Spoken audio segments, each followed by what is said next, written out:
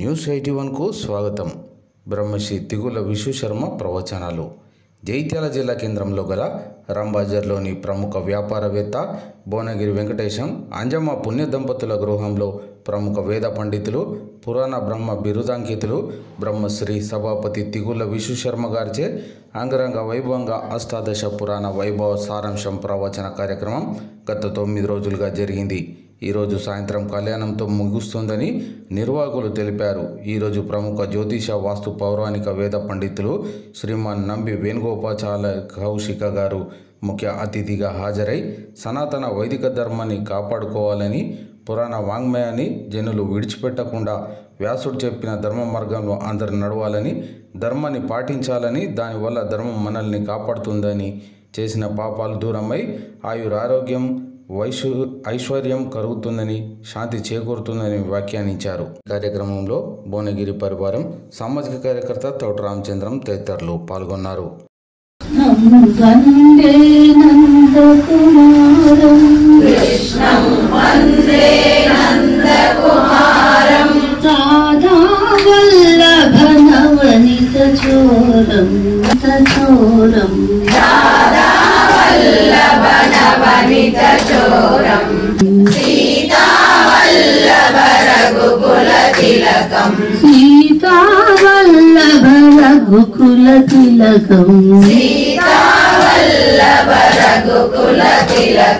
మురళీధర సుకుమార శరీరం మురళీధర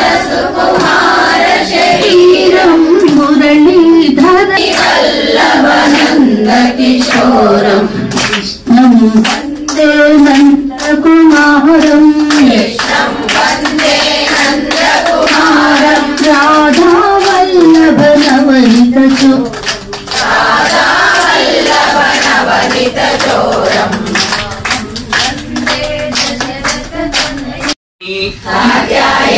మహామాయే భవాని భువనేశ్వరి సంసార సాగరే మగ్నం మాముద్ధర కృపామయే. దేవుడు అదే నాభికమలం నుంచి జగత్ సృష్టిని ఏ విధంగా చేసినాడు, అటువంటి సృష్టిని జరిపించిన తర్వాత దేవతలందరికీ ఏ ఏ విధానంలో ఏ ఏ పదవులు ఇవ్వాలో, ఇంద్రుడికి ఇంద్ర పదవిని, అగ్నేయుడికి అగ్ని పదవిని ఇచ్చి ఈ దేవీ భాగవతం ఏదుందో ఆ దేవీ భాగవతాన్ని తీసుకుంటే యోగ్యమైందంటే కొంతమంది కృష్ణ భాగవతం అన్నారు, కొంతమంది దేవీ భాగవతం అన్నారు. కానీ అందరూ కలిసి పెద్దలు నిర్ణయించింది నారాయణుడు నారాయణి వేరు కాదు, ఇద్దరూ ఒకటే అని మనం నిన్న చెప్పుకున్నాం. సాక్షాత్తు కృష్ణ పరమాత్ముని రూపంలో నుంచి ఏ రాధాదేవి ఎట్లాగైతే వచ్చిందో, ఏ రాధాదేవికి ఉండేటువంటి అందాన్ని భగవంతుడిలో మనం లీనమైపోతాం. ఎందుకంటే భగవంతుడి సృష్టించినప్పుడు జగత్తంతా ఆయన శరీరం నుంచే వచ్చిందని మనం చెప్పుకుంటున్నాం.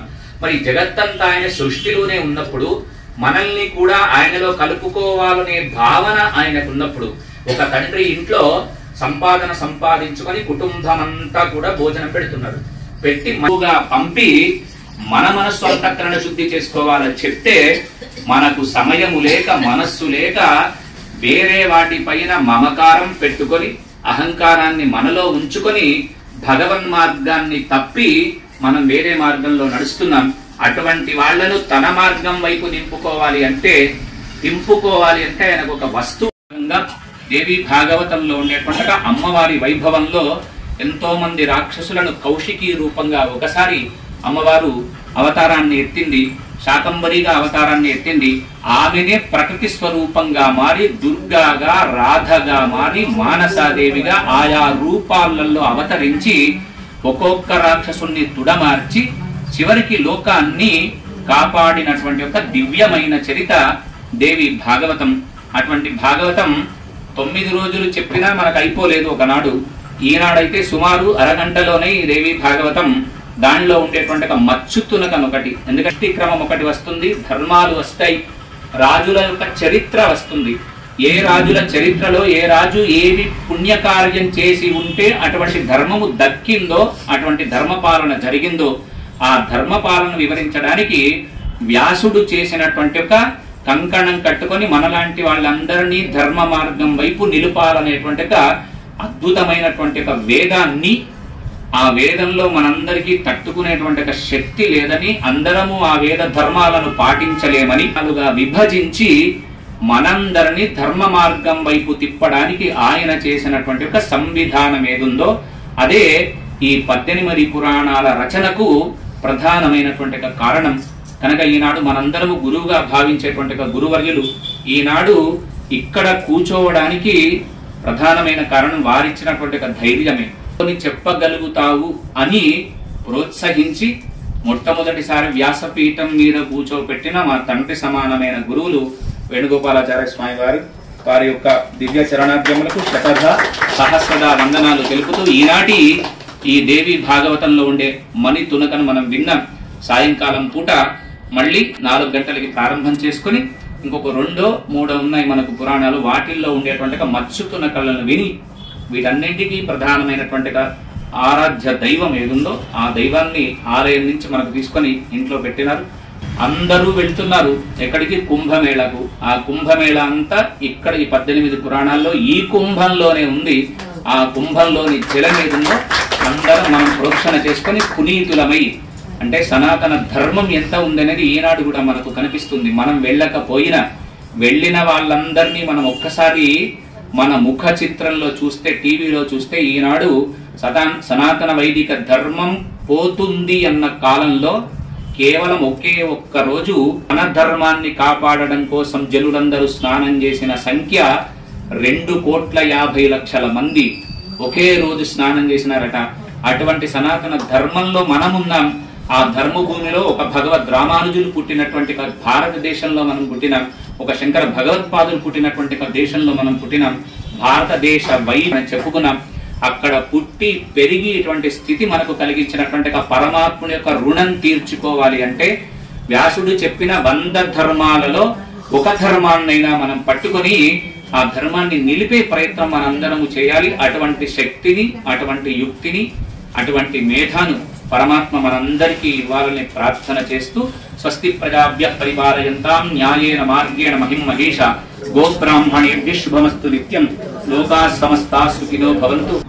భువనగిరి వారి కుటుంబం సదా చాలా కాలంగా ఆధ్యాత్మికమైన కుటుంబం.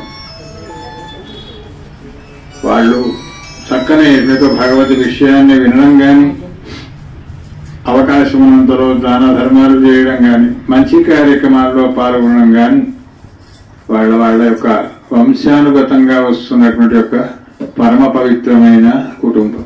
అలాంటి కుటుంబాలు ఎక్కడుంటాయో భగవంతుడి యొక్క కథలు అవే నడుచుకుంటూ వస్తాయట వాళ్ళింటికి. వచ్చి మిగతా వాళ్ళందరినీ కూడా ఆ కుటుంబంలాగా మార్చడానికి కథలు ప్రయత్నం చేస్తుంటారు. ఈవేళ మన చిరంజీవి విశ్వనాథ్ శర్మ దాదాపుగా అనేక కాలక్షేపాలు చేస్తూ, కాలక్షేపం అంటారు దీన్ని, కాలాన్ని క్షేమంగా వాడుకునే దాని పేరు కాలక్షేపం. కాలక్షయం అంటే కాలం ఎట్లాగో ఎవరి కోసం ఆగదు, పోతూనే ఉంటుంది. అలాంటి కాలక్షేమాన్ని అనుసరించిన వాళ్లకు చక్కనైనటువంటి యొక్క పురాణాలు చెప్పేటి లక్షణాలు కలిగి 10 మందికి కూడా ఆనందాన్ని కలిగింపజేస్తున్నటువంటి యొక్క బ్రహ్మశ్రీ విశ్వశర్మకు భగవంతుడు పరిపూర్ణమైన ఆయురారోగ్య భోగం ఇచ్చి ఉండాలని ప్రార్థిస్తూ, ఈనాడు అందరికీ ఉన్నటువంటి యొక్క లోపం ఏమిటంటే అన్నీ ఉన్నాయి కానీ టైం లేదు. అందుకోసమే మన కోసం మనం పూజ చేసుకున్నా కూడా ఎంత టైం పడుతుంది, ఎంత ఖర్చు అవుతుంది. అంటే ఏం ఖర్చు అవుతుంది అంటే మనం సంపాదించుకున్న ద్రవ్యాన్ని ఖర్చు పెట్టడం పెద్ద విషయం కానీ భగవంతుడు ఇచ్చిన కాలాన్ని ఖర్చు పెట్టడం మళ్ళీ రాదు. కన్న తల్లి కాలం మళ్ళీ దొరకదు. అట్లాగే 18 పురాణాలు వినాలని కోరిక కలిగిందట ఎవరికంటే భోజ మహారాజు గారికి.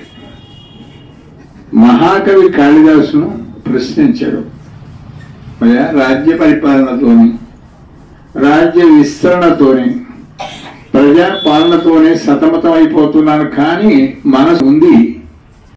ఏం చేయాలంటే పండితుని అడగండి ఇంకా అన్నాడు. సభలోకి వచ్చాడు భోజ మహారాజు. పండితులందరినీ ఉద్దేశించి అడిగాడు, ఏమయ్యా 18 పురాణాల యొక్క సారాంశం నాకు ఎన్ని రోజులలో చెప్పగలుగుతారు? ఒక ఆయన అన్నాడు, కనీసం 18 సంవత్సరాలు పడుతున్నాయి. అబ్బా 18 సంవత్సరాలు అంటే నేను ఎక్కడ అడుగుతాను? ఇంకో ఆయన వచ్చాడు, 18 నెలలలో చెప్తాను. ఇంకో ఆయన వచ్చాడు, 9 నెలల్లో చెప్తాను. అంతంత సమయం లేదయ్యా. కాళిదాసు గారినే ప్రశ్న, నాకు 18 పురాణాలు విన్న ఫలం రావాలి, ఎంతసేపట్లో నువ్వు చెప్పగలుగుతావు అన్నాడు. 1/2 నిమిషం అన్నాడు. ఏమండి 8 నిమిషాలంటే 1/2 నిమిషం. అందుకే దాని సారాంశం చెప్తున్నాను నీకు. ఏ పురాణంలో యొక్క ఉండే సారాంశమైనా, మహారాజు గారి యొక్క కథ విన్నాం, అమ్మవారి యొక్క కథ విన్నాం. ఎక్కడైనా కూడా వాళ్ళు దేనికోసం అంటే పరుల ఉపకారము, ధర్మంగా నడవడానికి జీవితం ప్రవర్తించేలాగా చేసేవి పాతవి, నవ కొత్తవి పురాణాలు.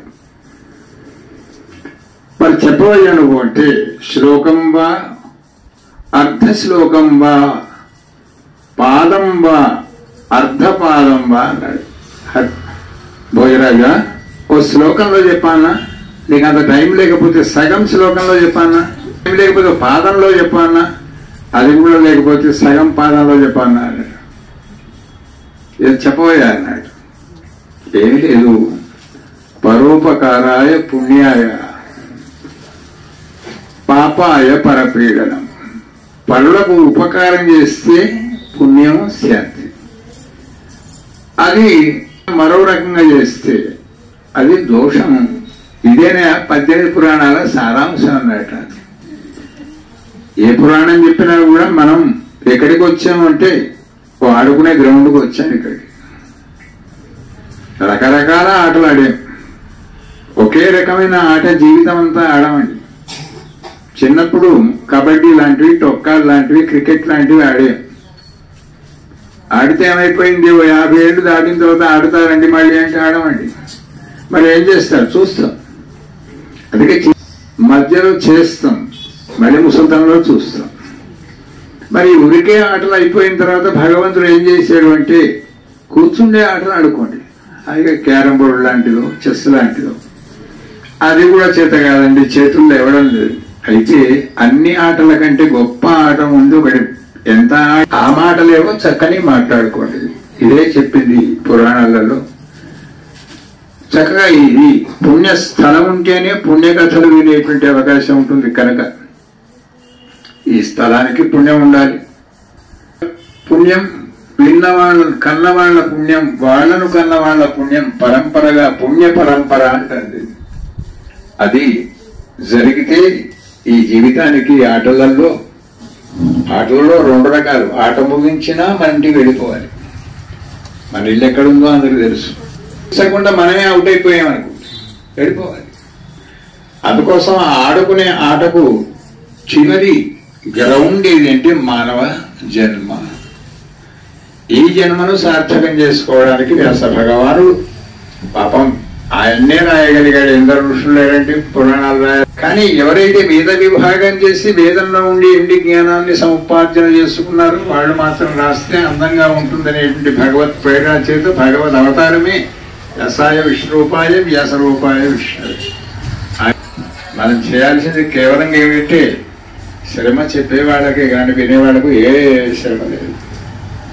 కనుక విని ఈ కలియుగంలో శ్రవణ భక్తి తప్ప మరొక భక్తికి నారాయణ జయ శ్రీమన్నారాయణ జయ జయ జయ జయ లక్ష్మీ నారాయణ జయ లక్ష్మీ నారాయణ జయ లక్ష్మీ జయ జయ జయ. ఓ భగవతే వాసుదేవాయ, ఓ నమో భగవతే వాసుదేవాయ, వాసుదేవాయ వాసుదేవ.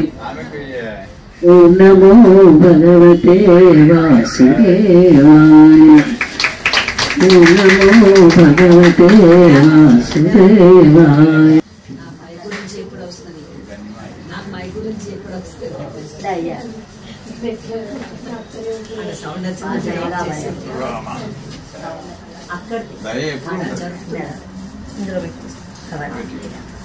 రాముని కరములందలి మధుర మురళికి మంగళం. మంగళం జయ మంగళం మా నయ్యనయ్యకు మంగళం. వనజదమ్మున ధిక్కరించడి వదమి శోభకు మంగళం. కరుణరసము చిందుచుండి కన్నభూమికి మంగళం. మంగళం జయ మంగళం మా నయ్యనయ్యకు మంగళం. బ్రహ్మచే పూజింపరమునికి మంగళం. జగములన్నీయు కన్న తండ్రము చక్కనయ్యకు మంగళం. మంగళం జయ మంగళం మా నయ్యనయ్యకు మంగళం. మంగళం జయ మంగళం మా కృష్ణ స్వామికి మంగళం. గోపికా ఘన సేవితుండు శ్రీ గోవిందులకు మంగళం. రాధిక పరివేష్టుతుండై మంగళం జయ మంగళం మా నయ్యనయ్యకు మంగళం. మంగళం జయ మంగళం మా కృష్ణ స్వామికి మంగళం. మంగళం జయ మంగళం.